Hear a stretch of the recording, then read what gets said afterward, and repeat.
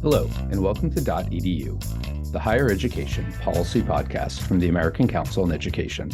A little later in our episode, we're going to be joined by Andy Brantley, who is the president and CEO of CUPA-HR, the higher education HR professionals organization. And we're going to be talking about a subject that I think Mushtaq and Sarah will have a lot to say on too, employee burnout and retention strategies institutions should be looking at. It's a really fascinating conversation. Andy is a great person, great speaker on this subject, has a lot of interesting information to pass on. So something I think we'll all be looking forward to. But before we get to Andy, Mushtaq, Gunja, Sarah Spreitzer, my illustrious co-hosts, good to see you both today. Happy New Year, guys. Yeah, Happy New Year to you. Oh, Happy New Year. And welcome back. I should point out you both just flew in last night to be here in time for this recording. That's the only reason you came back when you did, right? That's right. And to see you. Yeah, no family obligations at all, just to do this podcast.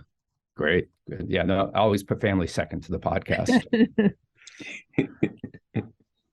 So friends, a lot going on. Yeah. Yeah. I mean, so since we last talked, I think the House held somewhere around 193 votes for speaker. Roughly. Yeah. It at least seemed like that. And they all came to the exact same total, except the last one. You know, I was actually, I'm sort of sad to admit this, but I was watching on Friday night at midnight C-SPAN to see what was going to happen because I am that big a dork, and it occurred. If it makes you feel better, Mushtaq, I would watch with my children, which is not only testimony to how big a dork I am, but that I'm apparently passing it on either genetically or behaviorally to them. No, us too. So my son was yelling, "Stop the count" at the TV when Hakeem Jeffries was momentarily ahead and was going to be speaker. So no, this is what happens when you raise kids in the DMV. So friends, John, Sarah, we have a speaker, we have a House, and we've got committees. So what do we know about House education? Yeah, so it's going to be an interesting year. And I think as the week spent trying to select a speaker underscores, it's a pretty chaotic scene in the House, and there's not really any margin for leadership to, Kevin McCarthy now has the least enviable job in Washington, D.C. He's going to have to try to do things wherein he's really beholden to any number of parts of his caucus. So, the outlook for actual legislation is pretty grim. In terms of the committees, it's looking like kind of they're running back what they did last year. Virginia Fox got a waiver. She will now get to be the chair of the House Education and Workforce Committee, now officially Education Workforce from Education and Labor. And the ranking member will be Bobby Scott. On appropriations, same chair and ranking member, just essentially flipping seats. Mostly, we'll probably see a lot of the same on the committee level. Sarah, I don't know, there's some other committees you track to or other thoughts you might have on that. Yeah, I think, for higher ed, it's good news that Frank Lucas from Oklahoma is going to chair the science committee. He was ranking member. He worked on some bipartisan bills, including America Competes Act, and then later the CHIPS and Science Act. And so I think that's good news for higher ed. I think, a couple of unknowns are the new China Select Committee, which is likely going to be looking at partnerships between U.S. institutions of higher ed and China and, foreign gift reporting and things like that. That is a new committee that's going to be chaired by Mike Gallagher from Wisconsin. And Congressman Gallagher had some very pointed questions while he was in the minority to universities regarding things like foreign gift reporting, and in fact had proposed a few bills. And, because this is a select committee, they're going to be drawing on other committee leadership, including, I think, education and workforce. And so I wouldn't be surprised to see Congresswoman Fox, being involved in that select committee, especially when it comes to issues of higher education. And it's probably also worth mentioning today is the day they're going to start filling out the committee assignments for people below the chair and ranking member as we record this on a Wednesday, January 11th. We will find out in the next couple of days who fills out the committees. I think probably also for our purposes, one of the things that's interesting is education, labor, or education workforce used to not be a very highly sought committee among Republicans. That's actually changed. Education is a big electoral issue for Republicans now, and you're going to see not just more people clamoring to get onto that committee, but more people with a stronger partisan bent looking to get in and push some views across that they have been campaigning on. So it will be an interesting, probably more partisan committee than we've seen in past years. But, I think, John, and I should have mentioned, Jim Jordan is going to chair Judiciary in the House. And he is someone who is very partisan. I think you could probably say the same about some of the other committees. I think that makes it even less likely for any legislation that the House passes to be considered in the Senate. Even if they do get anything passed, I think all of these committees are being set up to kind of do messaging bills and not really any sort of legislation that they expect will eventually pass and end up on the president's desk. And I think we are going to be very busy responding to proposals that are actually not going to go anywhere. Yeah, and that point about the Senate too is really, I think, important, because one of the other things, and we sort of moved on from Kevin McCarthy being elected speaker, but to do that, I mean, everybody knows this by now, he made a large number of concessions to the House Freedom Caucus and members who wanted things done. A lot of those are procedural, how the House is governed and the orders in which bills are brought and how amendments can be offered. They'll have an impact on the work we do, but to the general public, not so interesting. The thing I think that's really important in terms of what the Senate's going to do and whether things will be done, there are a lot of requirements around appropriations. Bills essentially have to be moved individually. They want to get rid of omnibuses, which is the only way Congress has been able to pass funding in past years. They want to make sure that funding bills adhere to the budget resolution, which theoretically is what Congress should be doing. Realistically is rarely what they do. The flexibility not to follow it allows them to strike deals. They want to make sure that if there is no funding in place by September 30th, that it's harder to get a CR, the extension of it, which increases the likelihood of government shutdown. They also want to set funding levels overall, cap them at FY22 levels, which would be huge cuts to both defense and non-defense. And then recently they said, well, we didn't actually mean to cut defense. We're just going to take all of that money that would have been cut from defense and further take it out from non-defense. Were they to do that, that would actually be about a 25% cut in all non-defense programs. That's massive. So a lot there. The other thing that came up was the debt ceiling and a requirement that no House support for the debt ceiling goes forward unless there's an equivalent amount of cuts to mandatory spending. That's mostly Social Security, Medicare, things like that, but there's a big portion of Pell Grants that's mandatorily funded. Cuts to mandatory programs could be really harmful to higher education in a lot of different ways. And even if those cuts are never implemented, the president would never sign off on them. Senate is very unlikely, Democratic-led Senate, very unlikely to do that. The risk with the debt ceiling is, of course, that it's not a matter of resolving how you're going to deal with it, but that any delay in raising the debt ceiling can cause global economic collapse. So, I guess, guys, put your money into gold sometime around June, when the little month before the debt ceiling set to fall, because it looks like it's going to be a rocky road. Yeah, or platinum, right? Because I feel like this platinum coin may well get minted. It's really interesting, because I think what this last week has demonstrated is that it's something that we knew. McCarthy's going to have a really, really hard time keeping this caucus together.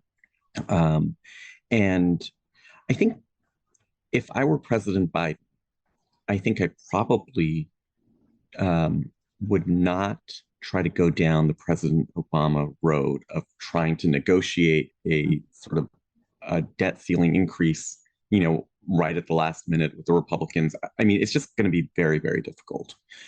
So I wonder if some of these negotiations are really going to have to start basically now.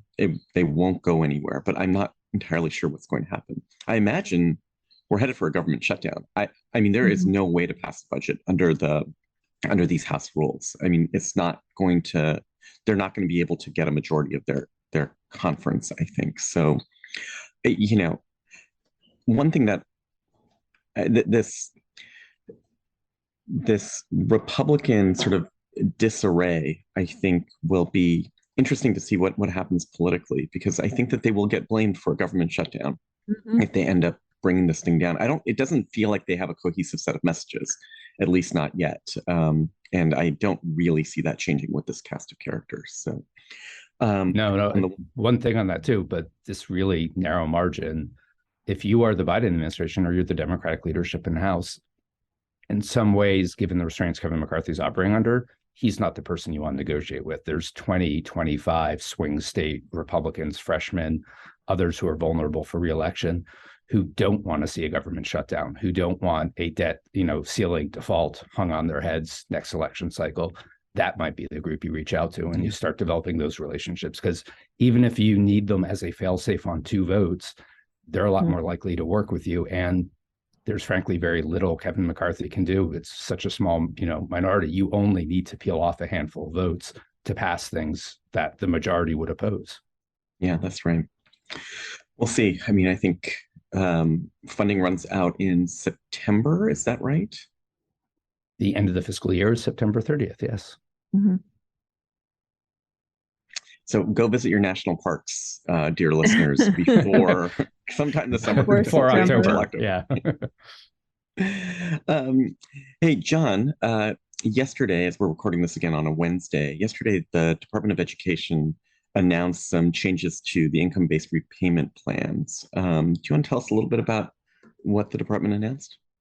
Yeah, they announced 2 things, and this is really a follow-up to the president's announcement last August, where he talked about kind of a range of issues, one of them being student loan forgiveness. But this is 2 kind of key components of it. The income-driven repayment plan that they are proposing, it's essentially a reworking of an existing plan that was created under the Obama administration. It's being done through the agency's authority. Is not, and there's no law that created this. They are doing this under their own authority.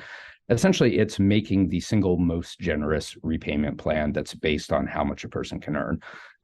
It cuts the amount that you would repay from 10% to 5%. It addresses what are seen as a lot of the problems, the complexities of existing income-driven repayment plans in terms of how you might coordinate income with your spouse, what happens if you have entered forbearance or default, how that's treated. They do a lot of different things, some of it's very technical, to make it easier for borrowers to stay in good standing with their loans and frankly pay less. It's a very generous plan. It's by far the most generous plan existing in the federal government's repayment system. It also costs a lot of money because it is that generous. It's probably likely to be challenged in court because Republicans, that is their avenue for stopping these large policy agendas. We'll see. They had teased out some of this in the fall through negotiated rulemaking and other things. It's not unexpected that we would see it, but it's a big change and something that, if implemented, would be hugely beneficial for borrowers, but still faces a rocky road. The other thing they announced was along with that, they introduced, essentially, they put out what's called a request for information, essentially asking the public, tell us what you think about this. And they want to create a watch list of programs, an accountability watch list around the idea of identifying which programs give really bad returns for students, which ones are putting them in perilous economic situations, requiring you to borrow a lot, not paying you a lot when you leave, low completion rates, things like that. Really as a way of increasing the transparency, giving a warning to students. And I think we can realistically assume as the first step towards more stringent federal accountability measures that might start to preclude funds going to those programs. So it's the first step in that process, really the first step. They're just asking for information to be provided. But you can see this is in many ways a continuation of efforts that were put forward by the Obama administration, as you're well aware, Mushtaq. Continuing on some of the trends we've seen. Interesting in that it's really focused at the programmatic level, not the institutional level. And particularly attentive, if you read the request for information, they're talking about certificate programs for undergraduates and then graduate programs. That are the 2 areas they see as the biggest problem. So, you think about your master's programs, that high borrowing rates, low returns, things like that. So it'll be interesting to see where it goes. It's a 30-day comment period. I expect ACE will be working with others to file comments on that. And, we'll take it from there. But 2, again, not entirely unexpected, but big initiatives of the administration right out of the gate using their authority. Yeah, John, we've talked about this before that when Congress is like at a standstill, when they're unable to do things, we see a lot of action on the regulatory front. And I think this year it's going to be the, regulations on steroids. A lot of things that the Biden administration is going to try and push because they're unable to pass legislation or initiatives like student loan forgiveness are stuck in the courts. And so they are going to try and push the envelope on regulations. So I could see us being very busy this year on working with the federal agencies as they try to implement some of these ideas. Yeah, no, I think that's exactly right. And they put out what's called the Unified Agenda for the Department of Education. They essentially talked about what they want to do regulatorily, and it is a long list, right? They have a lot of things they're trying to do. Big ones like Title IX and gainful employment, but lots of, kind of things along the lines of what I was just talking about, lots of you might call them administrative changes to the way they handle different programs. A lot of new ones are going to be implemented. There's changes to the FAFSA. So there's a lot that's happening there. And it's in part because Congress can't or won't act. And they can or won't act also in their oversight role. There's going to be a ton of hearings in the House. Virginia Fox jokes about doing 2 hearings a day. They're going to do a lot of hearings, but at the end of the day, they might be embarrassing at times for the administration, but they're not going to be able to stop them from putting forward their agenda. Really, the courts are the only stopping point in terms of blocking these regs. Well, I'm really looking forward to this conversation with Andy. Happy New Year to you both. Happy New Year. And we'll be back right after the break with Andy.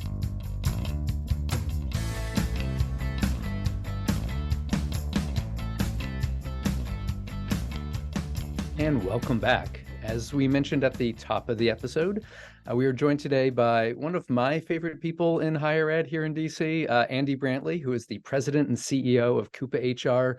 And welcome to our show. Thank you, John. So great to be able to have this conversation with you today. It is great to have you here too. And you're one of my favorite people. We've interacted in a variety of different ways. And particularly given the constituency you represent, a very important player in federal policy making and kind of a wide spectrum of institutional policy issues. But for those people who may not be wholly familiar with CUPA-HR, shame on them, first of all. But secondly, do you want to tell them a little bit about the organization and what you do there? Absolutely. Thank you, John. So CUPA-HR, otherwise known as a very long title, the College and University Professional Association for Human Resources. We are the higher education HR professionals on campus. So our membership includes representatives from almost 2,000 colleges and universities. And speaking of representatives, we just crossed 34,000 representatives from those institutions. So when we talk about anything related to not just human resources, but the higher education workforce, those issues are first and foremost on our minds as it relates to things that we need to be doing to help lead and support higher education. And issues relating to the higher education workforce is exactly why we have you here today. And it's an issue, frankly, that we are a little bit long, or not a little bit, we're long overdue in addressing on this podcast, because it's one of the things, frankly, we are hearing the most about from our members, that we are seeing talked about in, the Chronicle of Higher Education, Inside Higher Ed, the trade press, and frankly, national press, not even higher ed specific. We're in a bit of a crisis as it comes to employee burnout, employee retention. Can you tell us just a little bit about where higher ed stands in this moment? So, John, I'll start by echoing what you just shared. We are in a recruitment and retention crisis. And for some of our colleges and universities, these challenges are pretty extraordinary. Before we dive into some of the specifics with higher education, let's take just a few minutes and talk about some things that we're seeing around the country, just employers in general. And I want to use just some quick comments from recent reports to just kind of give us a flavor for the things that are happening across the country. So there was a July 2022 McKinsey report. Competition remains fierce. At the end of May, there were over 11 million job vacancies across the country. And as we talk about voluntary quit rates, for some organizations, the quit rate was 25% higher than pre-pandemic levels. There was a Microsoft 2022 Trend Index report that said 43% of the workforce is considering leaving their jobs in the next year. There was a great September 21 report from McKinsey that talked to individuals who had just recently left their jobs. 54% said they didn't feel valued by their managers. 52% that recently left said they didn't feel valued by their organizations. And 51% said they did not feel a sense of belonging at work. And as no surprise to any of us, all of these percentages were higher for people of color. Yeah. There was also an Ernst & Young report that found that 49% that had recently left their jobs did so because they felt that their employers were unsympathetic to their challenges. And as not surprising to any of us also, there was a Pew study just in the last few months that said 45% that had recently left indicated that they were leaving because of lack of flexibility. And not surprisingly, almost half said that childcare issues were also front and center for them as part of the reasons that they either left or transitioned roles. So with that wonderful backdrop to talk about, some of the things that are framing the workforce overall, I look forward to talking with you specifically about some of our higher education challenges. Yeah, and that's actually really helpful context, because I think we tend to, I know I certainly do, tend to have a very narrow focus on higher ed and what's the impact on what's going on in our world. And it's helpful to think about this in the context of we are not alone in this area. All employers are facing this, but I'm a little curious about, are there specific challenges in our world that are unique to higher education that, more generally we're not seeing in the economy? I think that it is important for us to acknowledge, we're not alone in our efforts to recruit and retain key talent across the organization. A little framing in terms of turnover, and I get asked this question, frequently asked this question as I'm talking with groups around the country. So what does turnover look like across higher education? And from our data collection last year, and just kind of a quick tangent, the CUPA-HR data collection, which is one of the things that is one of our most important roles across higher education, is that on an annual basis, we collect data on the higher education workforce. And the data set for the 2021-22 academic year included information on over 760,000 incumbents across higher ed. And as we were looking at that data for last year, the turnover rate for full-time exempt staff across the country was just over 15%, 15.1%.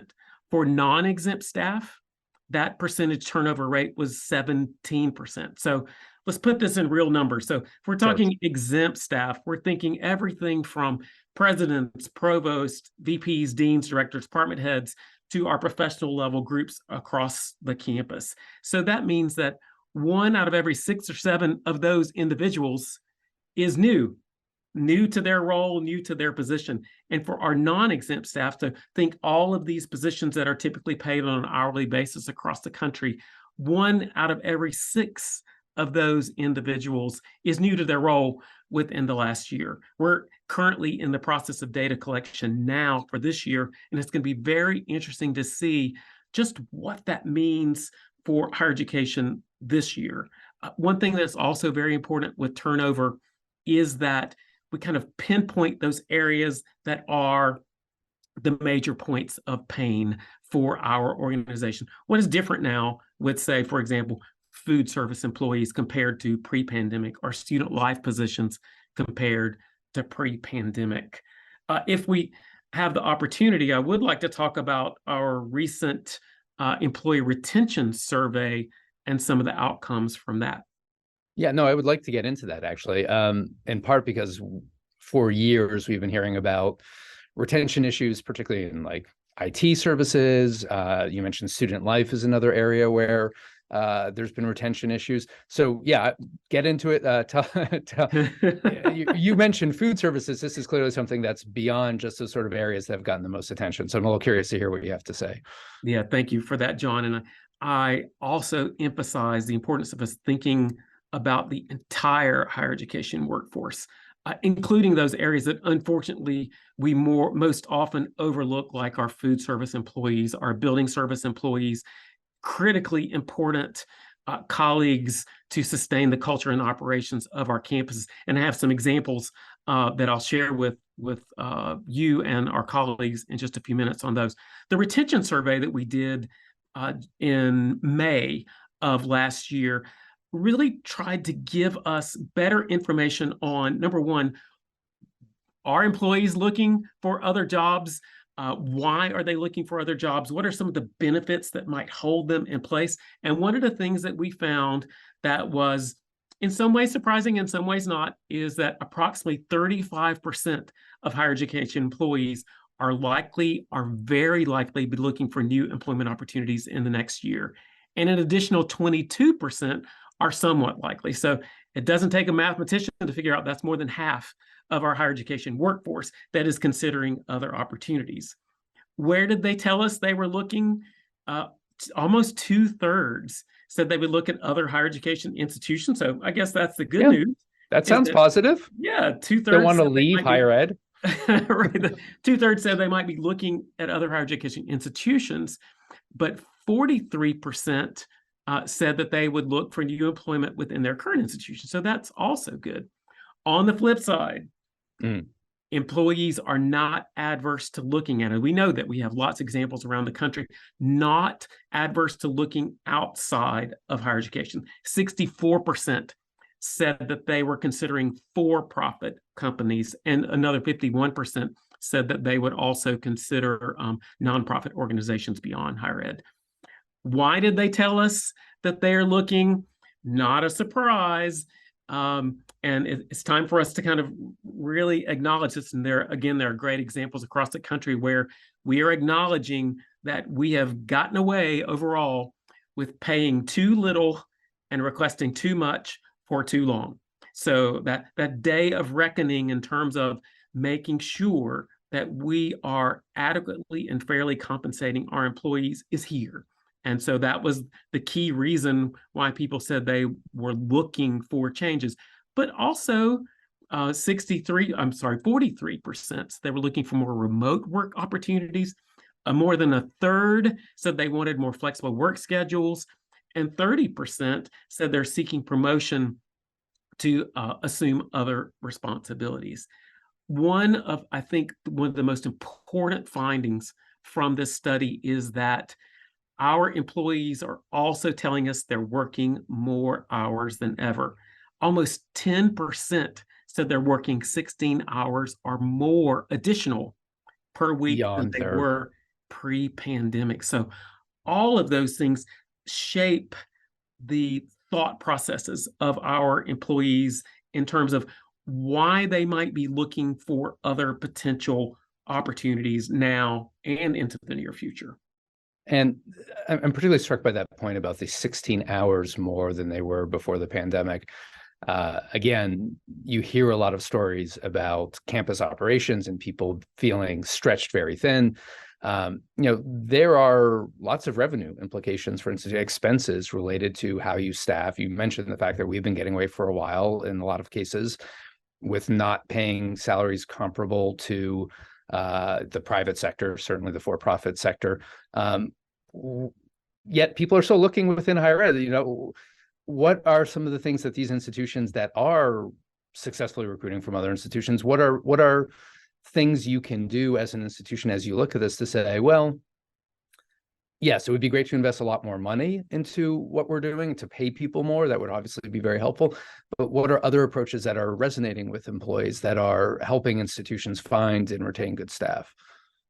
So some of the things that were also part of our requests through the survey, but also some things that our chief HR officers are talking about around the country, in addition to providing adequate compensation, being very diligent about how we offer more remote and flexible options for work. And, I know that there is so much about the culture of many of our institutions that is connected to that in-person experience, that on campus, and I put on campus in quotes, experience for our students, and how we need to be present to make that culture real.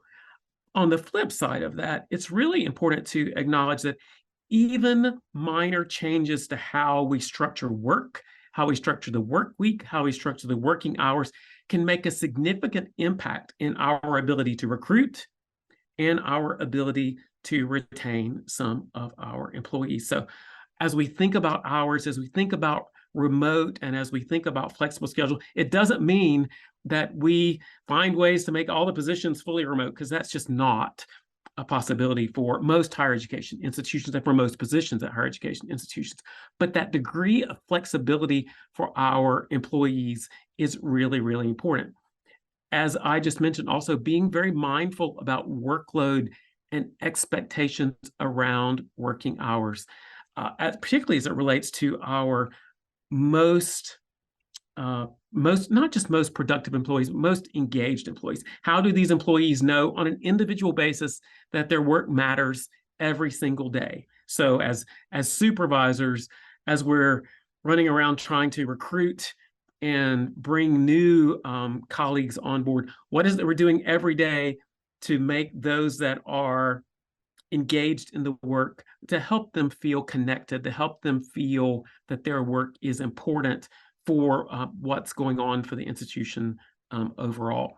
As it relates to career development, one of the things that is specifically related to that was a clear outcome from the survey is that we do not do a good enough job of providing professional development for our colleagues.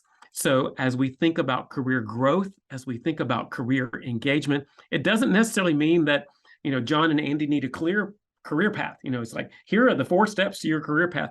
But it does mean that there is intentionality behind what we're doing to help our employees enhance their skills, enhance their competencies, and feel connected, that we're not just hiring them to do a job, but we're hiring them to be impactful for the long term. And that's really helpful. And related to that, something you and I had talked about before too, on the recruitment side, you've talked a lot about different ways to show your employees that they're valued, to demonstrate the organization's commitment to them and a path for them within the organization. But when you are bringing people on board, what are you finding? You've mentioned this to me, that sometimes we in higher ed in particular tend to be very specific and very narrow and the kind of traits we're looking for, what we require of candidates. And you had an interesting take on that I hope you could share with our listeners. Yeah, and thank you for bringing that up, John. So, I encourage those that are listening to this podcast to take a few minutes and look at the current positions that are posted as available on their campus.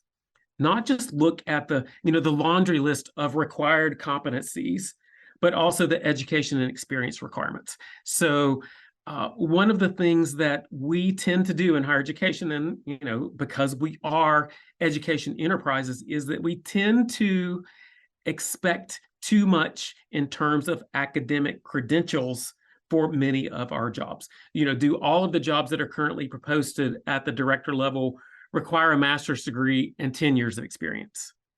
Do all the positions, and this is a great example from IT positions. So IT positions, we're typically looking for a list of competencies or even certifications. And there was a study that was just in the last couple of years that showed that even removing a couple of those competencies that are required have the opportunity to significantly expand the applicant pool and potentially enhance our ability to recruit more diverse candidates. So one of the things I always encourage my colleagues to do is, look at those postings and, are we asking too much in terms of how narrowly we're defining, this small group of individuals who are going to meet all these competencies? Also of significant importance is that research has shown that women and people of color are much less likely to apply for a job unless they feel like they can check every box. And that's different than most of us who are white males, who might tend to apply even if we can't check all of those boxes. So with all of those things in mind, if we're really looking to recruit a more diverse pool and even just more applicants in general, how can we dial back some of those quote unquote required competencies to expand the pool. And in a very competitive landscape, it's also important for us to expect that we're not necessarily going to attract candidates with all the competencies we might feel like we need, and that part of our responsibility is growing people into those roles. Yeah, it's something. If people take anything away from that, that seems like a very immediate practical consideration they can put into practice right now. But we've been talking about higher education broadly, which is something we don't usually do. We like to emphasize the fact that higher education institutions are incredibly diverse in terms of their structure, their mission, their populations they serve. Are you seeing differences by sectors? Are large urban institutions faring very well, whereas small rural institutions may be struggling? Do these challenges, are they particularly acute in some areas and less pronounced in others? That's a great question, John. And I think one of the things that all of us in leadership roles in higher education, when we're talking with individuals that aren't as connected to higher education, they have this assumption that there are these overarching themes that impact every campus around the country. And while there might be some overarching themes like a recruitment and retention crisis, some of the specific challenges can vary by institution, can vary by area, can also vary by the type of position that we're referencing. So here are a few examples just from the last several weeks of my work with colleagues around the country. There was an example of a food service operation on campus that was asked to refund part of the student food service fee because the students perceived that the quality of what they were being provided was not what they had paid for. Underlying all of that, there were more than 100 food service vacancies on that campus. So there is a clear example. I was speaking to a graduate student during November, and this person is a director of academic advising at a medium-sized campus in the Midwest. And what this person shared with me is that their provost and president aren't listening to her and other colleagues who have significant vacancies in their organizations and really aren't able to provide the services as designed pre-COVID. And that at least this person's perception is that the provost and the president aren't listening to what the real challenges are in terms of providing those services for students. And part of the expectation being the academic advisors are in their office 8 to 5, Monday through Friday, when students may prefer to have, appointments in the evening or, things like that. Another example, there was an article in either the Chronicle or Inside Higher Ed just in the last couple of weeks that focused on the experiences of students trying to go through the admission and registration process for a community college. And a lot of those barriers that those students were facing were related to staffing shortages and the ability to provide those services as anticipated. For student life professionals, one of the things that I think is really important for us to think about is what entices someone to go into a student life professional job today. And it might be a little different than maybe 20 or 30 years ago. And we're seeing this not only in some of the challenges we're having in recruitment and retention of early career student professionals, but even the pipeline for those choosing to move into those graduate programs.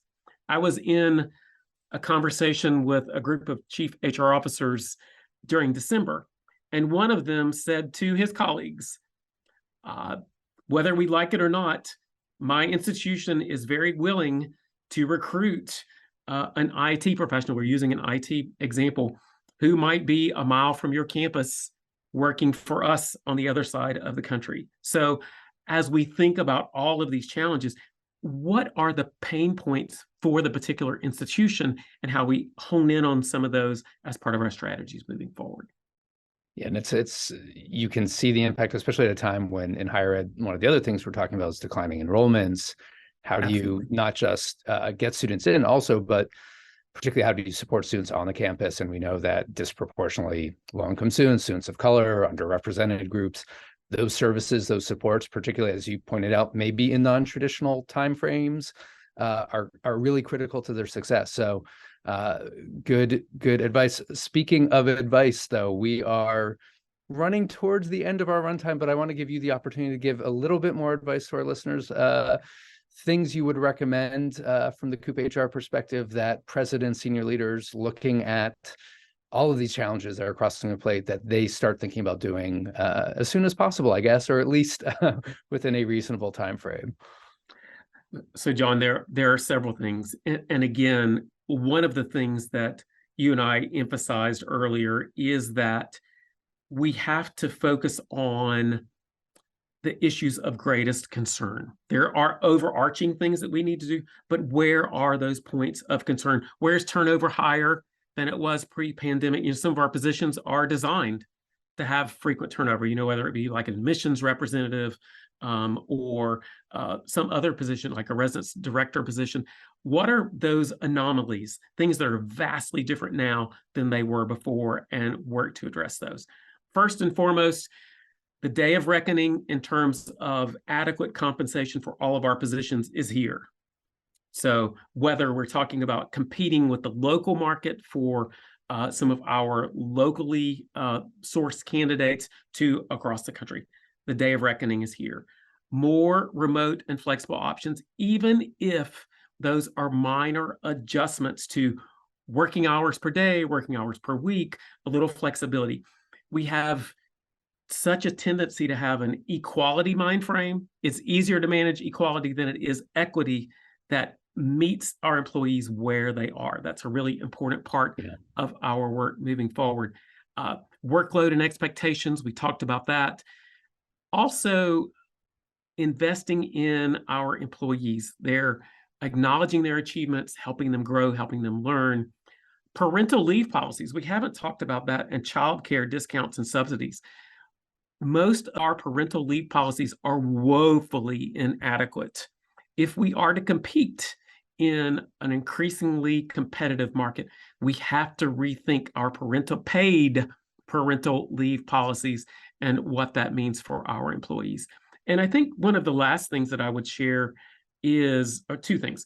One, we have to do a better job of communicating and promoting the things we're doing well. Higher education is overall a great place to work. We have overall a great culture. We have mission, we have purpose, all of these things that define the importance of our work.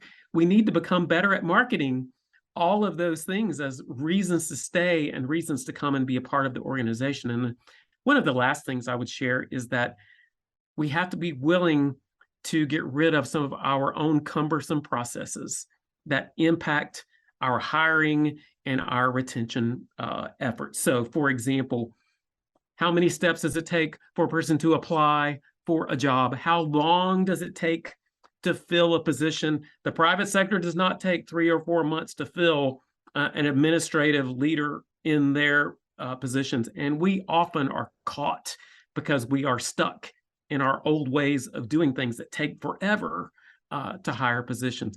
For our employees that English is not their first language, or that have challenges reading or understanding things that might be on the web, we need to get rid of some of those barriers and be willing to rethink some of those processes to be more able to quickly hire and onboard employees across the organization.